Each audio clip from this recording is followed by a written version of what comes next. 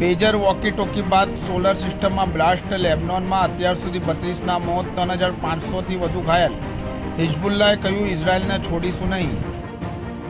લેબનોનની રાજધાની બેરૂત સહિત અનેક શહેરોમાં સતત બીજા દિવસે ગઈકાલે પણ વિસ્ફોટ થયા હતા.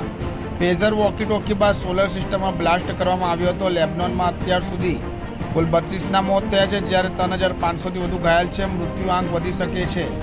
આના એક દિવસ પહેલા 18 સપ્ટેમ્બરે હજારો પેજર બ્લાસ્ટમાં ઓછામાં ઓછા 12 લોકો માર્યા ગયા હતા અને 2800થી વધુ ઘાયલ થયા હતા. આ રીતે લેબનોનમાં 2 દિવસમાં કુલ 32 લોકોએ જીવ ગુમાવ્યો.